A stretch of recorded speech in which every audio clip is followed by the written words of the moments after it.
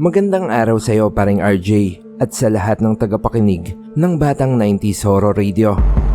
Tawagin mo na lang akong Junior. Ang kwentong ibabahagi ko sa inyo ay naganap ilang dekada na rin yung nakalipas. 8 taong gulang ako noon. Sa totoo lang, marami sa mga karanasan ko nung kabataan ko yung medyo nakalimutan ko na. Pero may isang alaala na hindi mabura-bura sa isip ko. Si Crystal. Si Crystal ang masasabi kong pinakamalapit kong kaibigan ng mga panahon na yon. Bale madalas ako nasa kanila dahil sumasideline si nanay sa paglalabas sa pamilya nila Crystal, lalo na kapag mga kumot, kurtina, tsaka tuwalya yung lalaban. Bukod sa nanay ko, nagtatrabaho din si Tia Elma bilang yaya ni Crystal. Kaya most of the time, sa mansyon ng pamilya nila Crystal ako tumatambay. Tama po yung narinig nyo. Mansyon po yung bahay nila. Masasabi ko din po na talagang may kaya at angat yung pamumuhay ng pamilya nila nung mga panahon na yon. Pero kahit ganon, mababait naman po yung mommy at daddy ni Crystal. At maging siya mismo hindi mo makikitaan ng pagkabratinela o spoiled. Masayahing bata po si Crystal. Laging nakangiti, palatawa at laging game sa mga laro namin. Kahit yung mga larong kailangan madumihan at pagpawisan katulad ng mataya-taya at langit lupa, game na game po siya. Lagi niya nga rin po akong niyayaya para maglaro ng family computer. Junior, laro tayo. Sigaw niya isang hapon habang hinihila ko papasok sa bahay nila. Bit-bit niya pa yung 2 controller ng family computer. May bago kong bala, Super Mario Bros. 3. Tingnan mo yung picture nakakalipad na si Mario.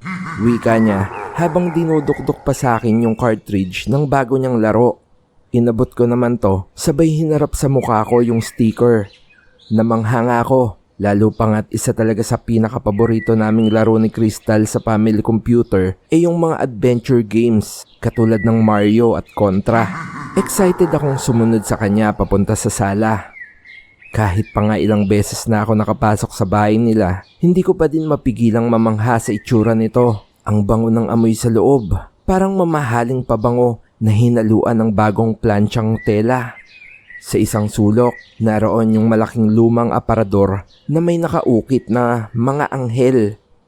At sa gitna ng sala, nakalagay yung isang lumang TV na may kahon sa likod kung saan nakasaksak yung family computer. Crystal, ako muna si Mario ha. Sabi ko. Sige, basta ako yung next ha. Sagot niya, sabay tawa. Habang naglalaro kami, dumating si Tia Elma. May dala siyang merienda namin, tinapay na may palamang coco jam at malamig na Milo. Tuwang-tuwa kami habang naglalaro. Tatalon-talon pa si Crystal tuwing tumatalon si Mario sa screen. Minsan, kapag namamatay yung karakter niya, tatawa lang din siya. At kunyari magpapatihulog pa sa sopa habang nagkukunwaring nadededs din. Hindi ko alam kung bakit sinama ko bigla yung mga detalyeng to ngayon. Siguro kasi gusto kong maalala yung masasayang bahagi ng pagkakaibigan namin. Bago nagbago ang lahat dahil sa isang bagay o nilalang na tinatawag ni Crystal na Boyoyong. Bale konting trivia at disclaimer lang muna mga kababata. Yung pangalang Boyoyong galing sa sikat na trio ng payaso nung 90s. Sila si Bobo, Yoyo, tsaka Ong-Ong. Bale, nakasanayan lang talaga ng mga bata dati na tawaging Boyoyong yung mga payaso. Balik nga po sa kwento. Isang araw nga, naglaro kami ni Crystal ng mas matagal kaysa sa dati. At dun ko nga naalalang nagsimulang magbago yung ugali ni Crystal. Junior, nakikita mo ba siya? Sino? Tanong ko, hindi ko inaalis yung mata ko sa screen. Yung Boyoyong. Bulong niya na parang nagdadalawang isip pa na banggitin sa akin. Napalingon ako sa kanya, nakakunot yung noo niya, nakatingin sa madilim na sulok ng sala. Nilingon ko kung saan siya nakatingin, pero napakamot ulo na nga lang ako. Ano ka ba naman? Wala naman Sabi ko sabay turo pa sa kinaroroonan ng tingin niya. Ngumiti si Crystal pero parang pilit. May nakatayo kasing Boyoyong dun. Nanonood yata sa atin. Kulay green at saka pink yung buhok niya. Puting-puti nga yung mukha Hindi mo ba nakikita, Junior? Napalingon ulit ako. Pero wala talaga akong makita. Wala namang tao, walang payaso. Pero ewan ko ba kung bakit biglang parang lumamig yung hangin sa paligid namin. Guni-guni mo lang yan. Ano ka ba naman? Nananakot ka lang yata eh. Sabi ko, pero parang hindi siya nakikinig. Mabanggit ko lang parang RJ na hindi ugali ni Crystal na mang prank. Hindi niya din ugali yung manakot. Itinuloy na nga lang namin yung laro. Pero mula nun, nagsimula ng banggitin ni Crystal ang pangalang Boyoyong ng mas madalas. Akala ko nga nung una, iniimbento lang niya, isang kaibigang imaginary. Pero unti-unti kong napansin na hindi siya mukhang nagbibiro. At doon na nga nagsimula yung hindi maipaliwanag na mga pangyayari. Minsan, nagmemeryenda kami sa terrace ng bahay nila. Maganda yung tanawin. Doon kitang-kita yung malawak nilang hardin. May mga kalachuchi sa paligid at malayo sa kalsada, kaya tahimik. Sa mesa, may 2 baso ng malamig na royal at isang pinggan ng suman na may asukal. Habang masaya kaming nagkikwentuhan, bigla na lang nawala yung ngiti ni Crystal. Tila may kung anong tumanggal sa saya sa mukha niya. Nanigas siya sa pagkakaupo. Hawak pa rin niya yung suman pero hindi siya gumagalaw. Sinundan ko yung tingin niya. Nakatuon yon sa isang bahagi ng bahay. Sa may lumang bintana.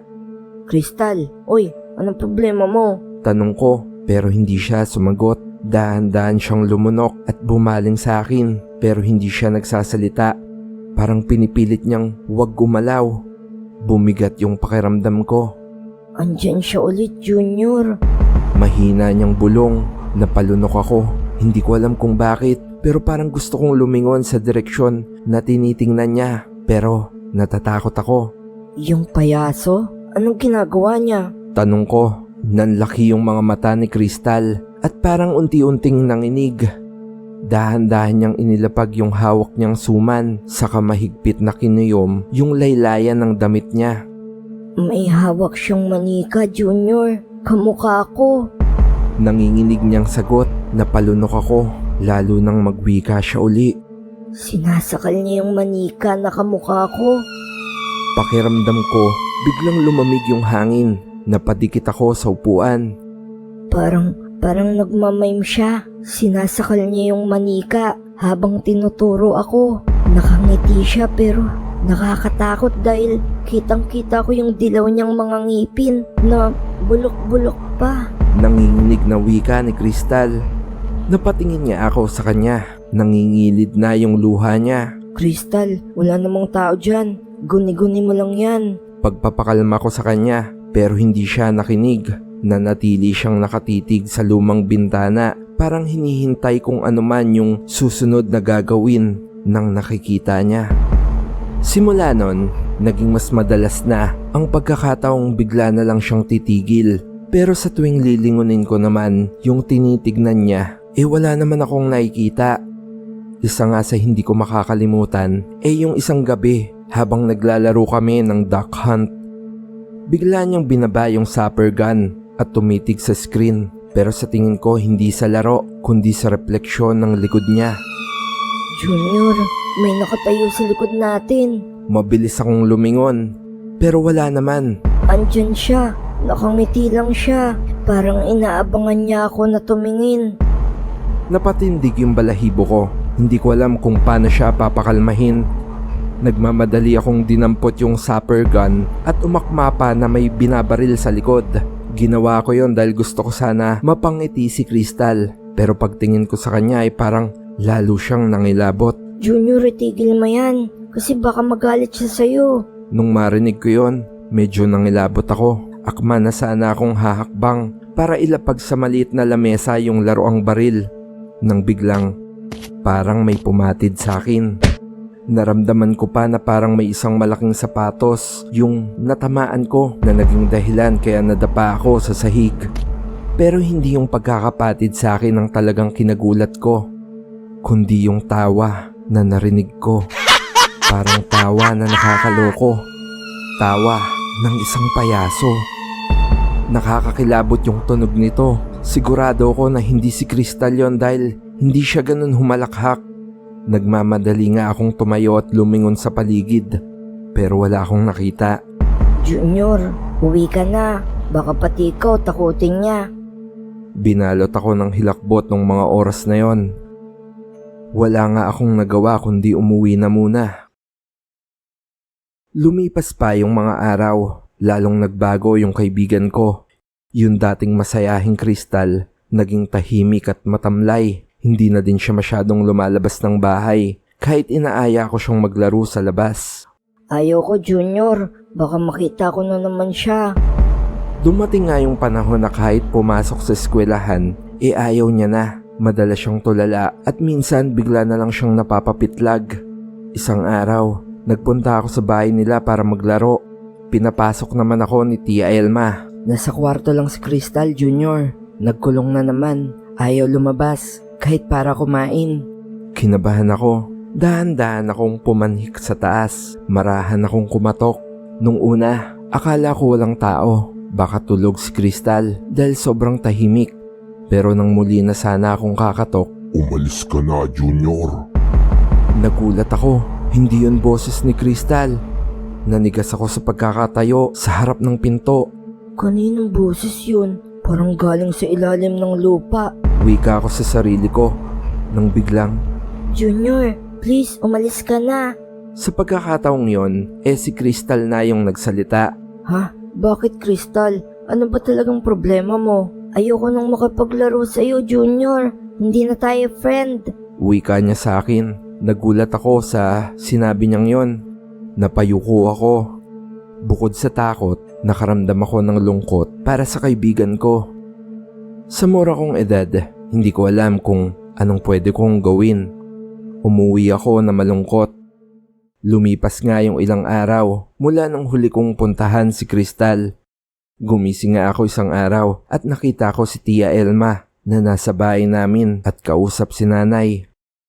Alam niyo, di ba, marami na akong inalagaan na bata sa buhay ko. Pero wala pa akong nakitang katulad ni Crystal. Nung una ko siyang makilala, napakabibo niya. Lagi siyang tumatakbo sa loob ng bahay. Mahilig kumanta. Hindi ko alam kung anong nangyari pero dumating yung panahong bigla siyang nag-iba. Hindi na siya tumatawa. Hindi na lumalabas ng kwarto. At ang pinaka nakakatakot, parang may kung anong bagay na nakikita siya na hindi nakikita ng iba. Manang Elma, andyan na naman siya. Bulong niya sa akin isang gabi. Kahit anong pilit kong tanungin kung sino ang tinutukoy niya, hindi siya sumasagot. Ang ginawa niya lang, itinuturo niya yung isang sulok ng kwarto doon sa tapat ng lumang aparador na may malaking salamin. Lagi kong pinipilit sa kanya na wala namang tao roon. Wala naman kasi akong nakikita, pero yung titig ni Crystal, para bang may isang nilalang na nakatayo sa dilim. Nagmamasid sa kanya. Hindi na siya pumasok sa eskwelahan ng halos isang linggo. Nag-alala yung mga magulang niya. Dinala namin siya sa isang espesyalista sa Maynila, isang child psychologist na may sariling klinika sa isang mamahaling ospital. Isang oras nilang kinausap si Crystal at nang lumabas yung doktor, halata yung pag-aalinlangan sa mukha nito. Wala naman ako nakikitang problema sa bata. Sabi niya sa mga magulang ni Crystal. Physically, she's fine. No signs of trauma. No neurological issues. Pero, Dok, ba't siya nagkaganyan? Tanong ng tatay niya. Bakit parang may nakikita siyang hindi namin nakikita? Huminga ng malalim yung doktor. Sa tingin ko, ito ay isang kaso ng Schizo-Imaginary Companion Syndrome. Hindi ito pangkaraniwan pero may mga bata na nagkakaroon ng matinding attachment sa isang imaginary na bagay. Sa ilang kaso, nagiging delusional sila. Naniniwala silang totoo yung nakikita nilang yon kahit wala namang nakakakita. Nagkatinginan nga kami lahat nun. Kailan po ba ito mawawala, Dok? Tanong ng nanay niya. Depende po kasi. Kadalasan nawawala ito habang lumalaki yung bata. Pero may mga kaso ring tumatagal ito kung masyado siyang naniniwala sa kanyang nakikita. Ang payo ko, huwag niyong ipilit na hindi totoo yung nakikita niya. Mas mabuti pang unawain siya kaysa takutin o kontrahin.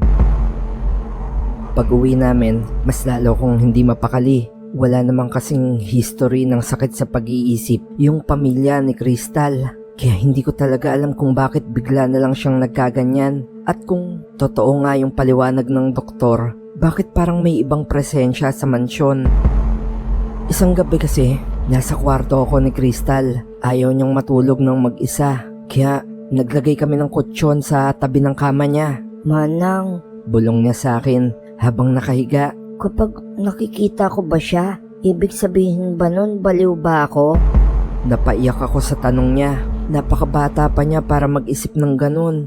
Hindi iha. Mahinahon kong sagot. Baka pagod ka lang. Kapag nakatulog ka, baka mawala rin yan. Huminga siya ng malalim at pumikit. Akala ko makakatulog na siya pero ilang saglit lang.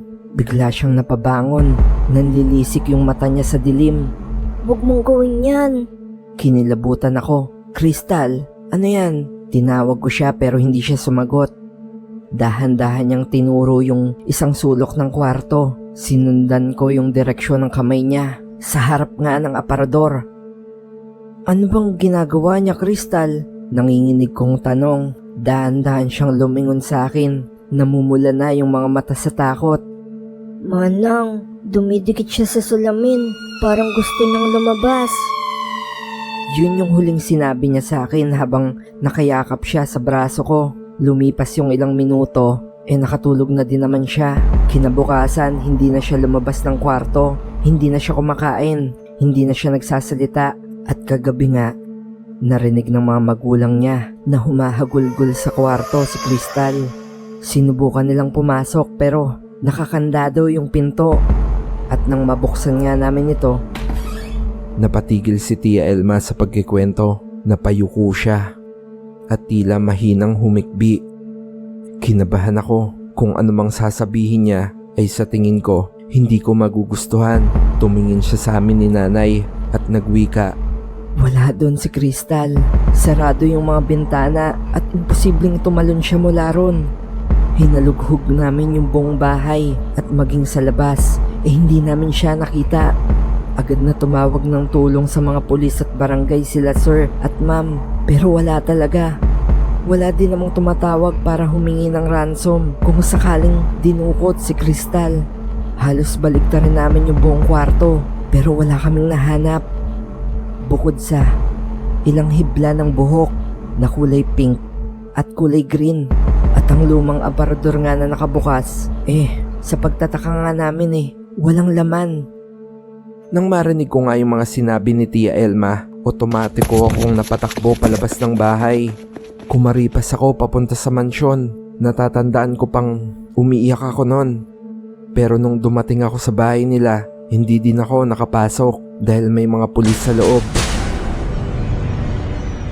Lumipas nga yung mga araw, hindi na talaga natagpuan si Crystal. Naging urban legend, lalo pa nga sa mga batang pasaway dito sa amin na kung hindi sila magtitino, may kukuha sa kanila. Sa tuwing naririnig ko nga ito dati, hindi takot yung nararamdaman ko paring RJ, kundi galit. Hindi kasi naging pasaway na bata yung kaibigan kong si Crystal. Hindi niya deserve na kunin ng masamang payaso.